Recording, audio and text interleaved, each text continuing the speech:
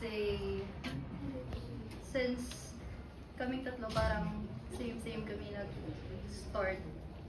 We entered UP, we played in UP almost parang sabay. Hindi yun madali. We witnessed seeing the crowd empty, coming to now, seeing the UP community filling up the arena. It makes our heart, ako kasi parang, I would say, my chest is gonna explode. Kasi somehow, andong kami nung binubuo yung UP ngayon. Kung ano yung UP na meron ngayon. Mahirap for us, but ang dami naming natutunan every year.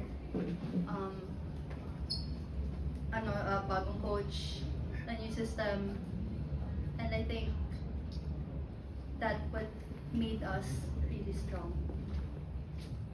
Thank you so much, Joanne. Ira, you have 16 points of PP attacks, 1 service ace, 11 digs, and 17 excellent receptions in your final UAP game. So, 5 seasons, ano masahe mo? What can you say?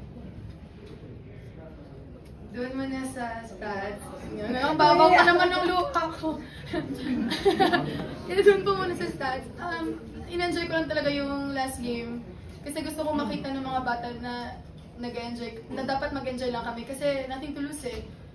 Kumbaga kami yung challenger. So, wala, kailangan namin mag-enjoy. And ganun yung nangyari. Na hindi man namin nakuha yung win, pero nakita naman na nag-enjoy lang kami and lumaban naman kami. Ayun po. And same lang din kay Joanne. Mga 6 years na ata kami sa UP. Hindi na mabilang. Oo, hindi na mabilang.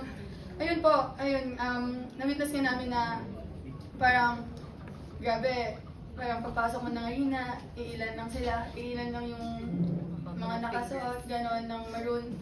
Pero ngayon, and hindi naman ngayon lang, like, nung mga past seasons, unti-unti nabubuo na sila. So, or dumadami na sila. Sobrang saya namin na kahit aalis kami, nakikita namin na andyan sila talaga nag-support sa amin kahit wala na kaming tatlo din. Yun po. Kasi masaya lang po kami sa experience namin. Thank you, Ira. To Nina, 18 of 30 attacks, 1 block, and 2 digs in your final game. From walk-in, to being one of the league's biggest stars and one of the best middle blockers in the league. What can you say? Ano masahe mo sa buong stay mo sa UP? Hello po. Hindi bagay. Hindi yung branding. Kasi I'm very grateful po sa naging experience po namin lahat. Grateful po ako sa course kay Lord kasi dinala niya ako sa UP. And hindi po ako nag-expect na mapupunta ako dito. Dati pangarap ko lang po kasi makapag-aral ng libre. Tapos nandito ako sa UAP maglaro. Sobrang grateful po ako sa lahat ng naging experience po namin and sa mga past coaches po namin. Sa limang coaches namin. Sobrang grateful po kami na kahit ganun po, marami pa rin po kaming natutunan sa kanila. Ang dami po nilang itinuro sa amin hindi lang bilang isang player, kundi paano maging isang mabuting tao. And maraming salamat din. Grateful talaga po ako sa UP. Binuo niyo po ako, binuo niyo po kami. And lagi ko pong dadalhin yung pagmamahal ko po para sa UP at sa UAP. Maraming salamat po. Thank you very much. Okay, the floor